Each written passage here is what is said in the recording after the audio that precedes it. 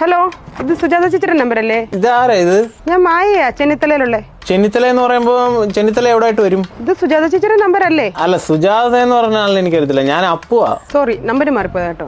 അല്ല വെക്കലേ ചേച്ചി, ഒരു കാര്യം ചോദിക്കട്ടെ. ഹലോ ഹലോ, ഇതാരാ ശരിക്കും? ഇത് നല്ല പരിചയമുള്ള ശബ്ദമാണല്ലോ. എന്റെ പൊന്നു സുഹൃത്തെ, ഞാൻ പറഞ്ഞില്ലേ ഇത് റോങ് നമ്പർ ആണെന്ന്. മായ ചേച്ചി, ടു ബി ഫ്രാങ്ക്, ഞാൻ ഒരു കാര്യം പറയട്ടെ. ചേച്ചിയുടെ ശബ്ദം കേട്ടപ്പോൾ എനിക്ക് ഓർമ്മ വന്നത് എൻ്റെ ശില്പയാണ്. അവളിപ്പം എൻ്റെ ഒപ്പം ഇല്ല. ശില്പ നിന്റെ കാമുകി വണ്ടി ആക്സിഡന്റ് മരിച്ചുപോയി അല്ലേ?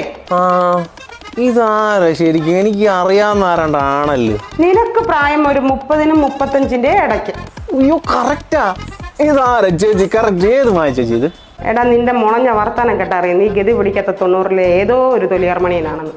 ഒന്ന് പോയി ചേച്ചി. പിന്നെ ഹസ് അടുത്തുണ്ടോ? ഇപ്പൊ ഇല്ല. എന്താ വിളിക്കണോ?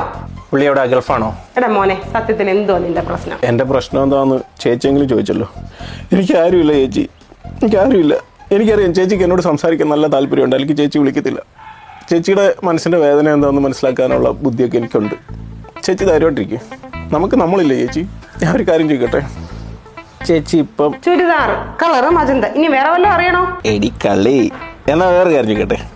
അതിൻ്റെ അടിച്ച് നിന്റെ ചെവിക്കല് പൊട്ടിക്കും. വെച്ചിട്ട് വേണം മാറി കേട്ടേതാ കുഴപ്പമില്ല. വാട്സപ്പ് ചാറ്റ് ഉണ്ടല്ലോ.